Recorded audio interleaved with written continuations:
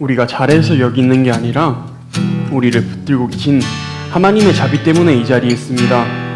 넘어져도 다시 일어날 수 있는 이유는, 포기하지 않고 다시 예배할 수 있는 이유는 하나님의 자비가 오늘도 우리 위에 있기 때문입니다. 이 시간 그 자비를 구하며 고백합시다.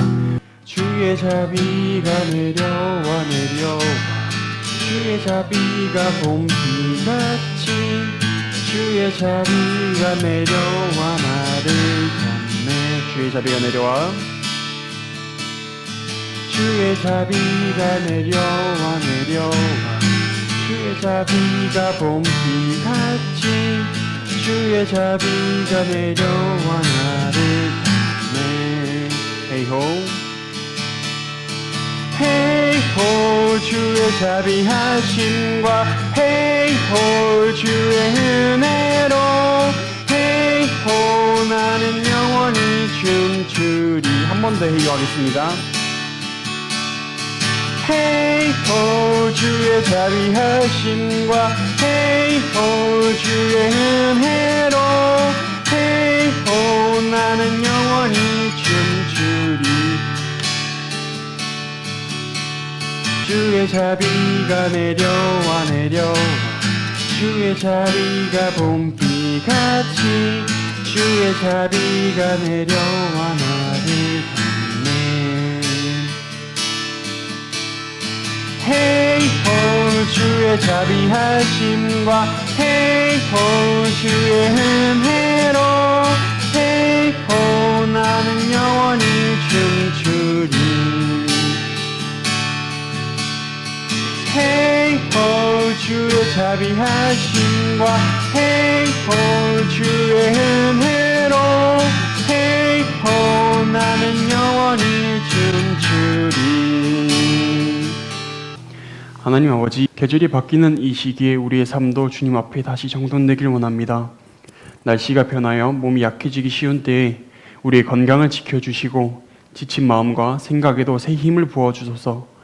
환경이 바뀌면 마음도 흔들리기 쉽지만 변하지 않으시는 하나님을 바라보게 하시고 상황이 아니라 주님을 기준 삼아 살게 하옵소서. 이번 달에는 미루었던 기도를 다시 시작하게 하시고 끊어졌던 말씀을 다시 펼치게 하시며 사람과의 관계 속에서도 화해와 회복을 경험하게 하옵소서. 우리의 계획보다 크신 하나님의 뜻이 이번 달 우리의 걸음 위에 이루어지길 원합니다. 감사드리며 이 모든 말씀 예수님의 이름으로 기도드립니다. 아멘. 사랑과 은혜가 충만하신 주님, 연약하고 부족한 죄인들을 지난 한 주간도 주님의 따뜻한 품 안에서 보호하셨다가 이 시간 주님의 성의를 맞이하여 주님 앞에 나와 머리 조아려 기도하고 찬송할 수 있는 귀한 시간 허락해 주셔서 감사합니다. 저희들이 입으로는 주님을 믿고 주님을 따른다고 외치고 있지만은 알게 지은 죄, 모르게 지은 죄 너무나도 많사옵나이다.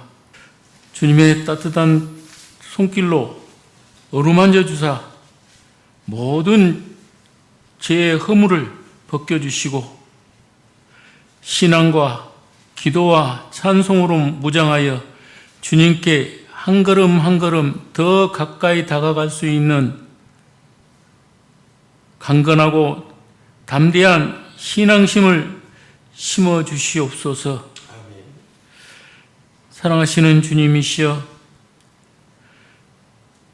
이 시간 김포 성화교회에 나와서 주님 앞에 머리 조아려 기도하는 우리 성도들을 가엾게 여기사 성도 개개인과 그 가정에 한없는 주님의 축복을 내려주시고 모든 가족들이 주님께 함께 나와 기도드리고 예배할 수 있는 놀라운 역사가 이루어지게 하여 주시고 원치 않는 질병이나 마음의 고통으로부터 해방되고 치유될 수 있도록 주님께서 허락하여 주시옵소서. 학업 문제, 직장 문제, 결혼 문제, 모든 어려운 것들이 주님의 뜻대로, 주님의 방식대로 다 이루어질 수 있는 귀한 은혜도 허락하여 주시옵소서.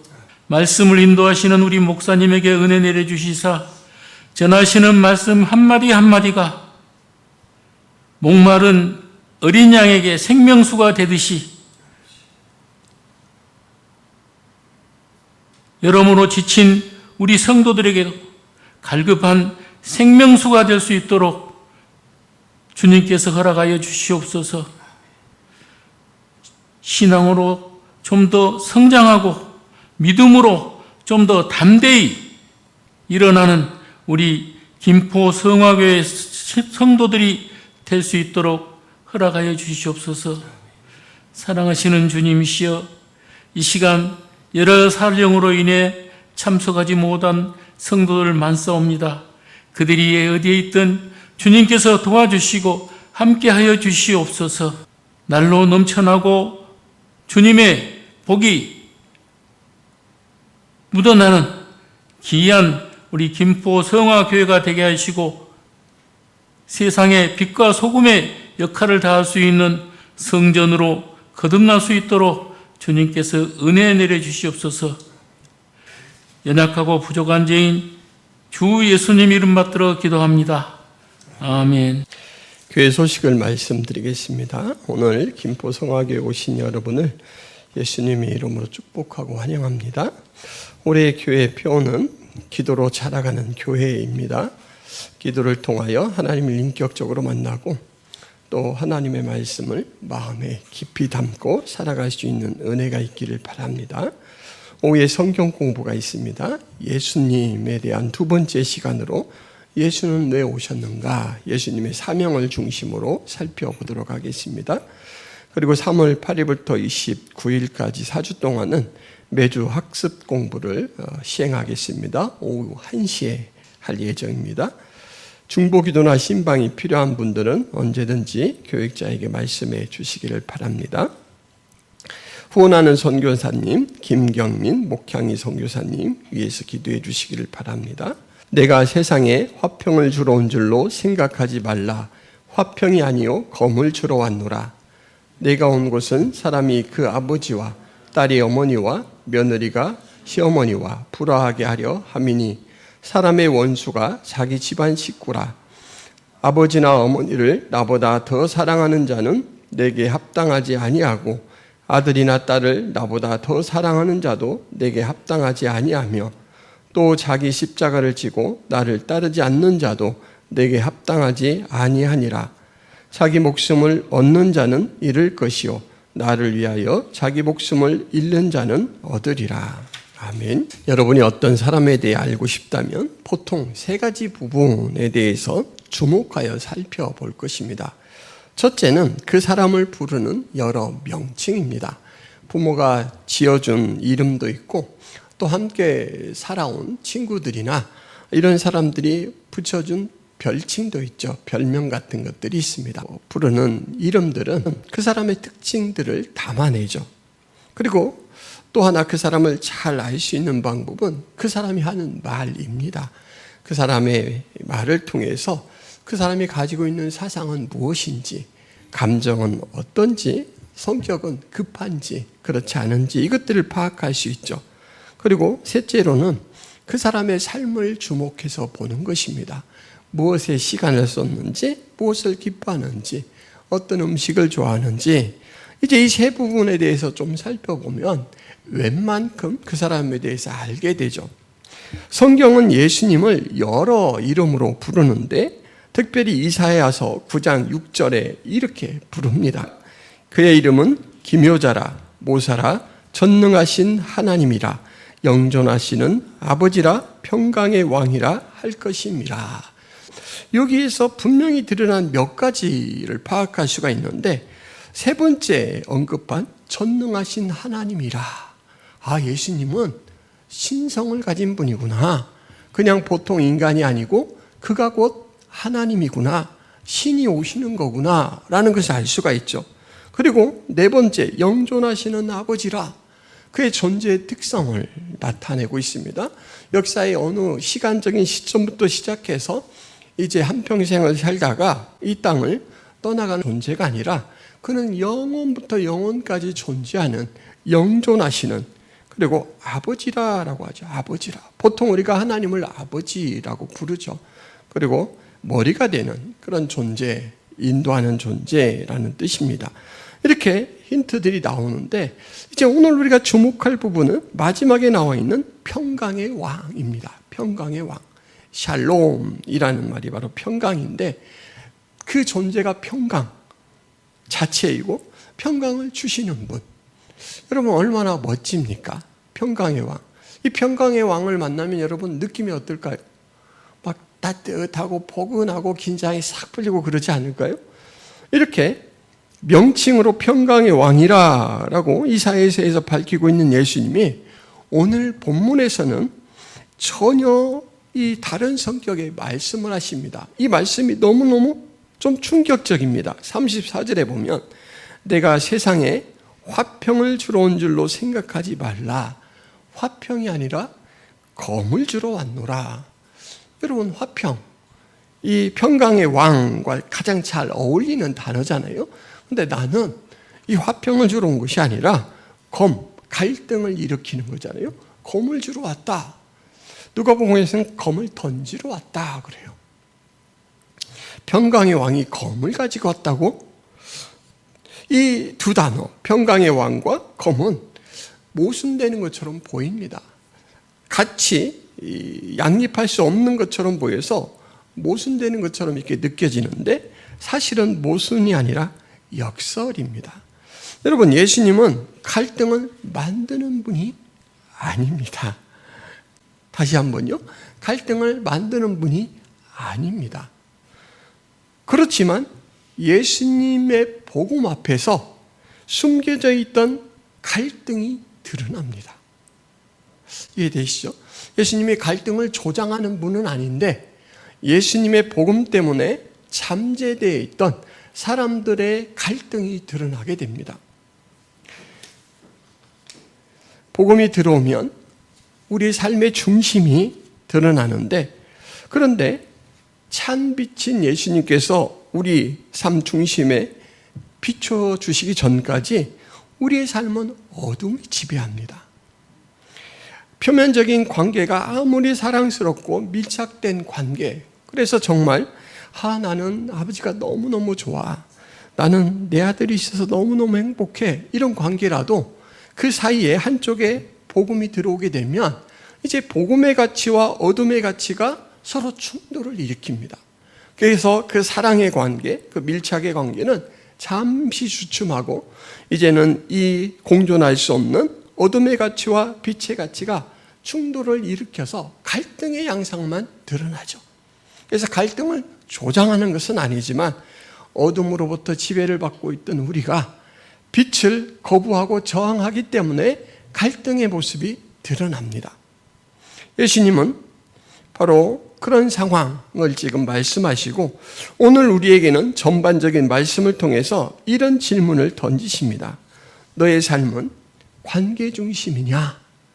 아니면 믿음 중심이냐? 이것은 엄밀하게 이야기하자면 관계 중심은 사람 중심이죠. 너의 삶은 사람이 중심이냐? 믿음 중심은 신앙 중심이죠. 신앙의 중심이냐를 묻는 도전의 말씀입니다. 한번 잘 생각해 보세요. 나는 관계를 제1, 최우선순위로 두는가? 아니면 믿음을 제1선으로 두는가? 한번 생각해 보시기를 바랍니다. 예수님은 제자들에게 또 이렇게 말씀하십니다. 아버지나 어머니를 나보다 더 사랑하는 자는 내게 합당하지 아니하고 아들이나 딸을 나보다 더 사랑하는 자도 내게 합당하지 아니하며. 여러분, 이 말씀은 가족을 버리라는 말씀인가요? 아닙니다. 사랑의 서열이 바뀌어야 된다라는 말이에요. 사랑의 서열이 바뀌어야 된다. 복음은 삶의 구조를 재배열합니다. 빛의 가치가 이제 우리를 이끌어주는데 그 빛의 가치가 앞서게 되면 예수님을 믿게 돼서 그 빛의 가치가 우리를 비추게 되면 저항했던, 충돌을 일으켰던 이 관계도 이제는 다시 재배열돼서 자리가 정해집니다. 그리고 평화가 찾아오죠. 신앙은 바로 이 삶의 중심이 복음으로 인해 바뀌는 것입니다. 예수님의 삶의 중심이 되는 것, 이것이 신앙이 깊어지고 자라가는 것이죠. 출애굽기 32장에 보면 아주 특별한 사건을 다루는데, 모세가 40일간 하나님의 산에 이제 부름을 받아 올라가서 그 십계명 돌판을 받고 있을 때 모세의 부재 때문에 산 아래 이스라엘 백성들이 동요합니다. 너무너무 불안해서 아론을 찾아가서 아론에게 요구를 합니다. 모세 그는 어떻게 됐는지 모르겠다. 우리를 애굽에서 인도하던 그가 사라졌으니 우리를 인도할 신을 만들라. 이렇게 합니다. 여러분, 이 말이 어떻습니까? 우리를 인도할 신을 만들라. 이 말이 좀 논리적으로 맞는 이 주장입니까?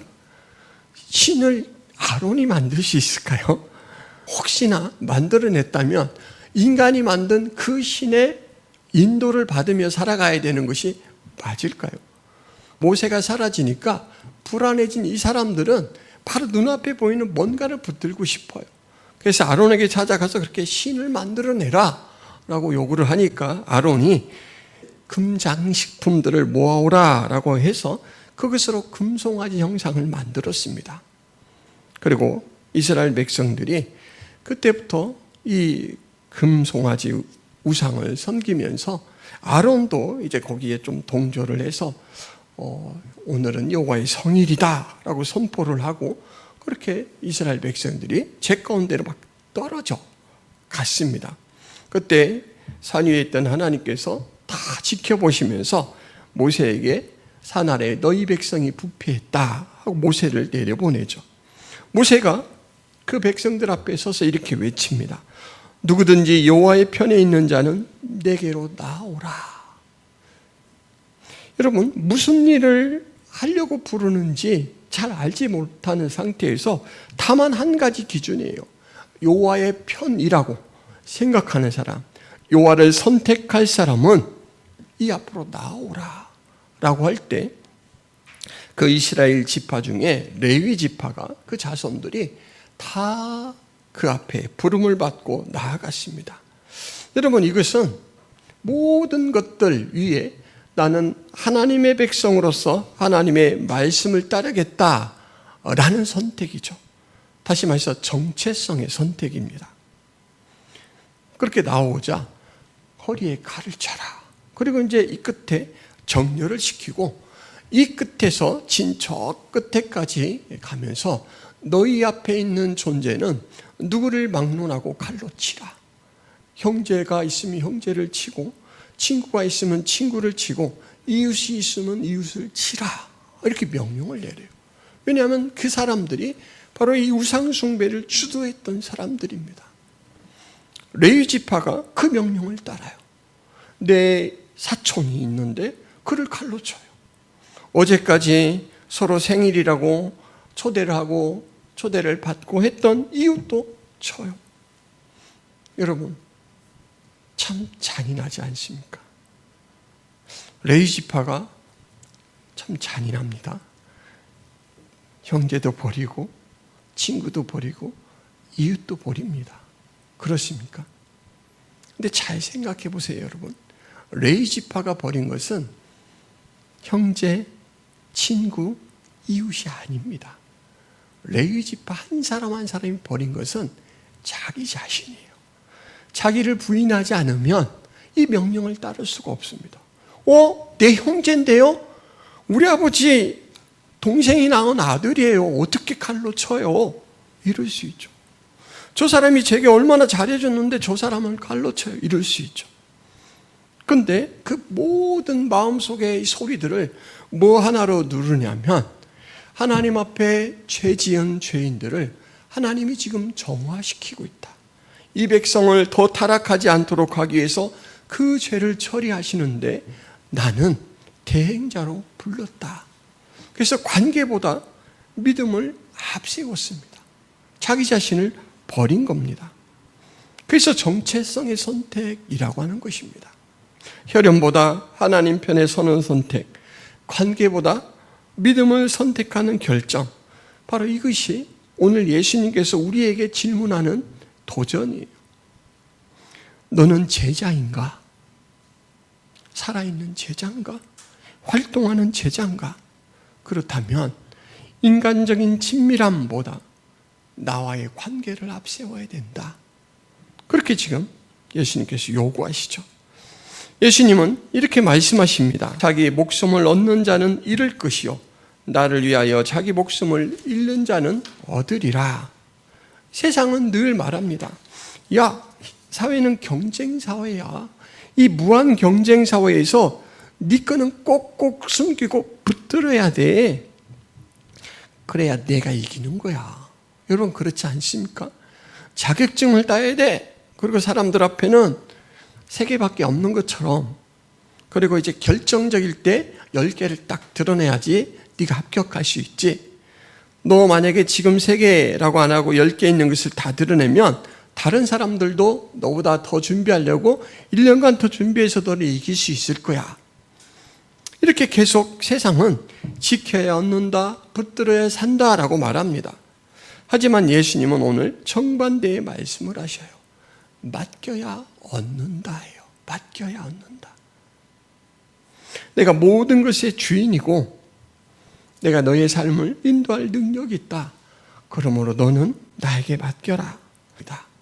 영생은 내가 막 열심히 노력해서 죽을 힘을 다해서 획득하는 게 아닙니다. 주님 앞에 나를 맡길 때 주님이 주시는 은혜로 얻는 것입니다. 오늘 말씀 앞부분에 마치 가족을 부정해야 된다라고 말씀하시는데 아니다라고 말씀을 드렸죠. 그 친밀한 관계는 유지가 돼야 됩니다. 그런데 그 어둠의 가치에 아직 지배를 받고 있는, 나는 빛의 가치를 소유했잖아요.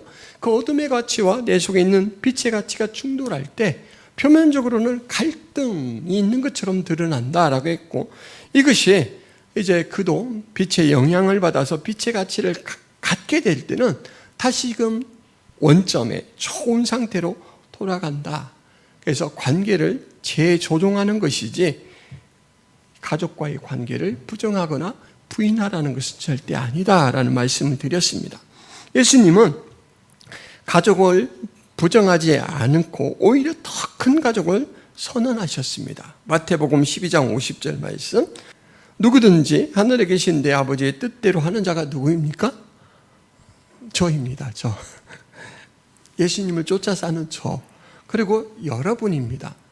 그러니까 혈연 가치보다 훨씬 더 큰 가치로 모아준 그 하늘의 가족, 영적 가족이 뭐냐면 믿음을 나눈 가족. 이 피를 나눈 가족이 아니라 믿음을 나눈 가족이 더 큰 의미의 그런 더 높은 수준의 가족이다라는 거예요. 그러니까 여러분 옆에 계신 분들은 결코 가벼운 존재가 아니에요. 더 큰 가족 관계로 묶여있는 여러분, 서로 경쟁하지 마시고 또 긴장을 내려놓으시고 서로를 위해 그렇게 섬기는 가운데 하나님 주시는 기쁨이 충만하기를 바랍니다. 한국 사회는 아주 재미난 특징이 있는데 그건 뭐냐면 관계 중심의 문화가 너무 강하다는 거예요. 한국 사람들 만나면 첫 번째 확인하는 게 뭡니까? 몇 살이야? 그죠? 몇 살이야? 어디서 왔어? 먼저 그 관계부터 파악하고 나는 이 사람보다 위인가 아래인가? 어떻게 대해야 되나? 이걸 먼저 확인해야 돼요. 그래서 한국 이 관계 중심 문화가 강한 이 특징 때문에 가족 관계에 대해서는 아주 힘을 쏟습니다.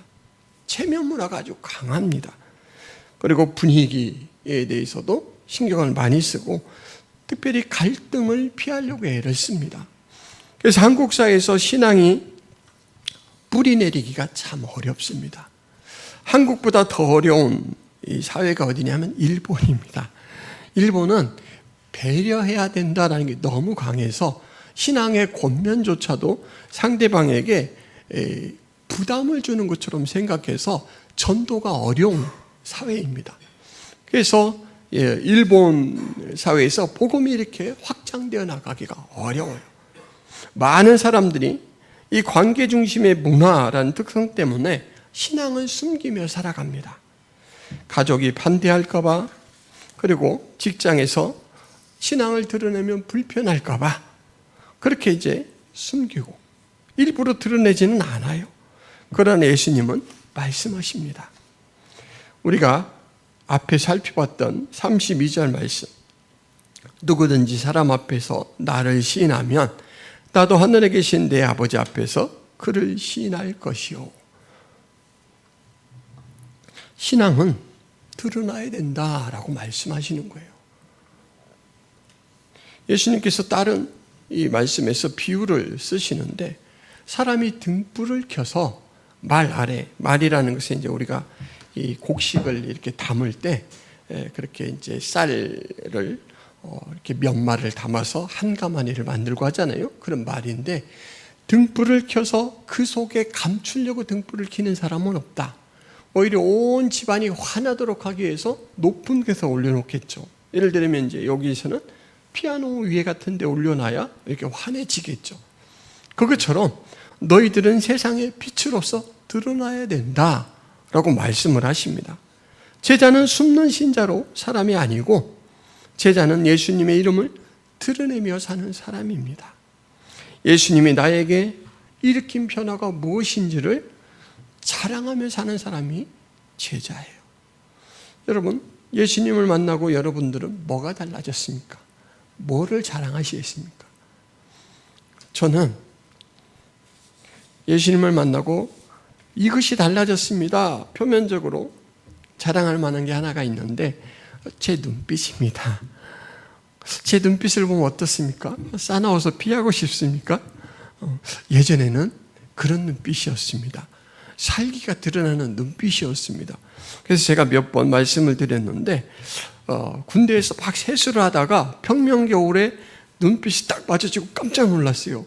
오, 내가 이런 눈빛이라고 너무 싸나웠던 거예요. 근데 여러분, 예수님을 만나고 제 별명이 해보가 됐습니다. 너무 기뻐서 자꾸 웃음이 나와요.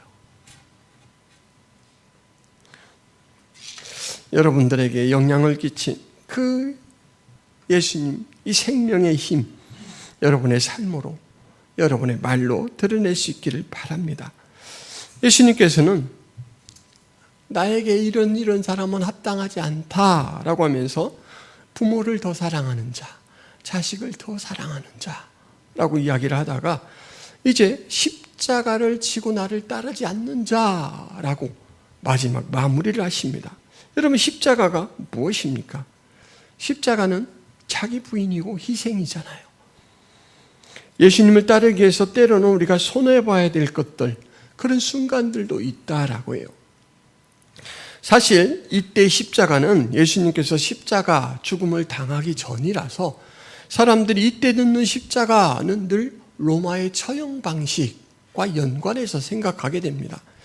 여러분, 로마에서 사람을 죽이는 여러 가지 방법 중에 십자가 이렇게 못을 박아 죽이는 건데, 이 로마 사람은 절대로, 로마 시민권자는 십자가 처형을 하지 않았습니다.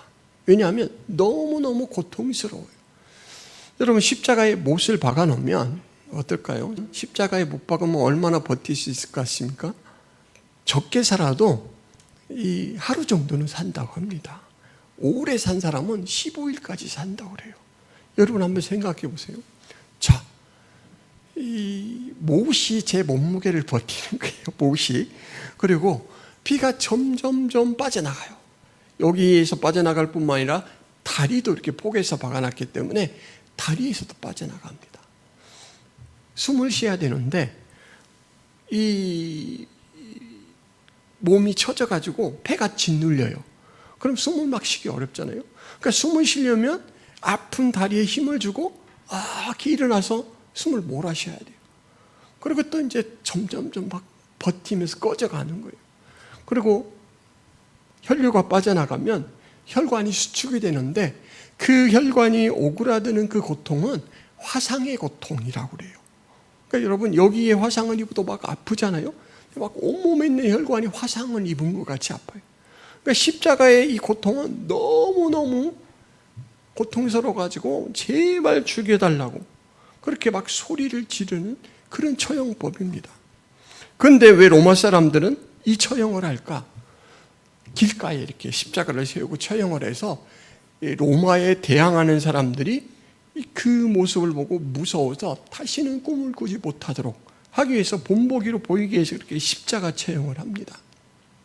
지금 예수님께서 살아계셔서 이 십자가를 이야기하실 때는 내가 그 생명을 내어 놓는 만큼의 그 각오로 나를 따르지 않으면 참된 제자의 삶을 살아갈 수가 없다.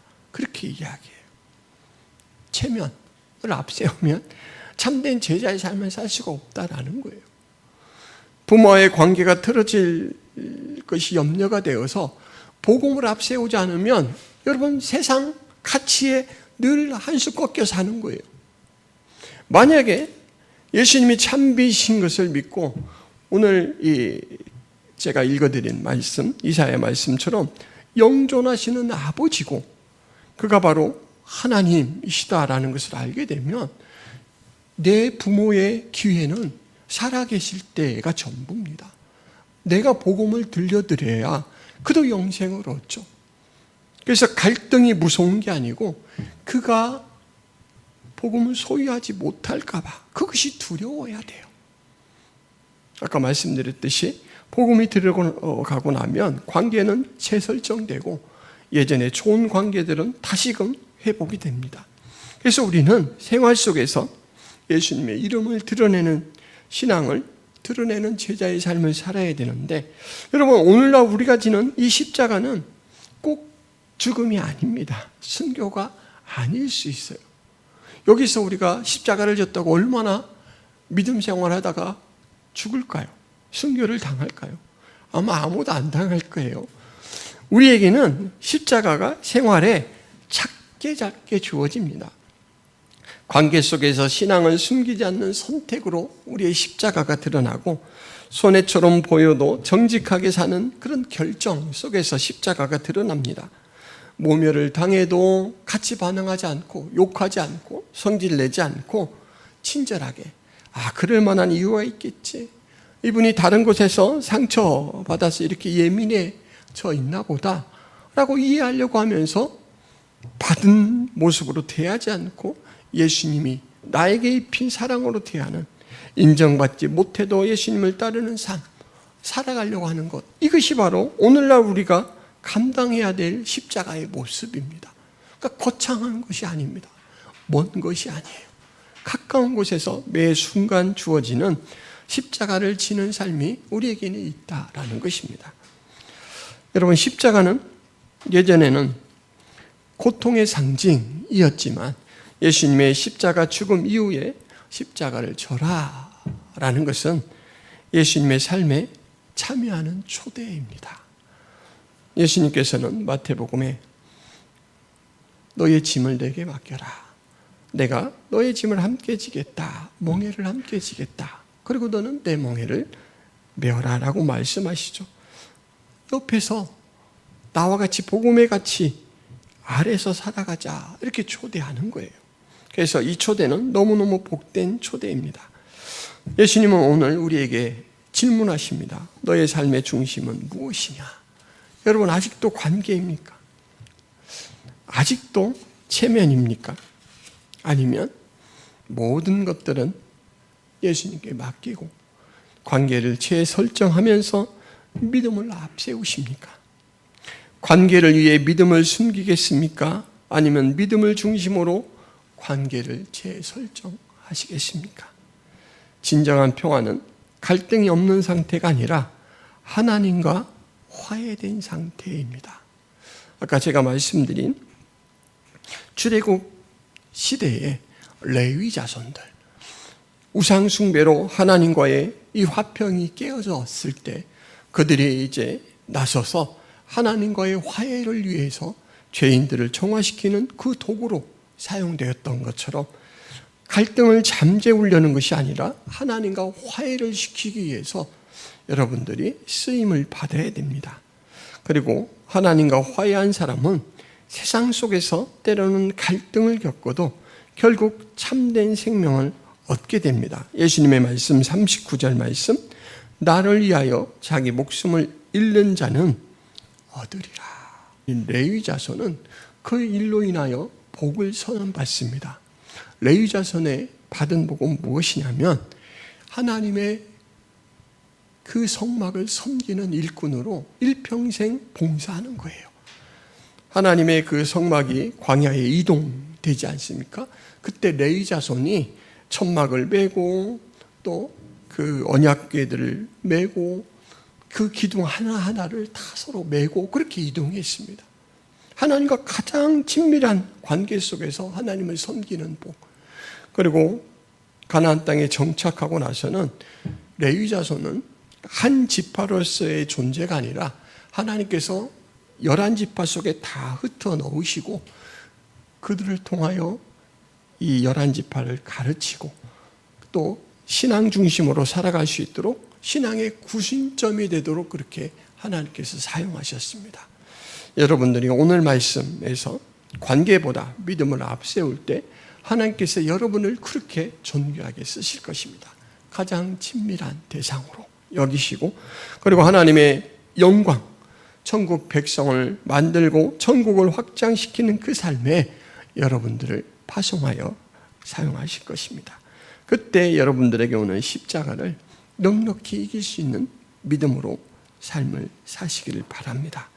오늘 예수님은 우리에게 물으십니다. 관계 중심이냐? 믿음 중심이냐?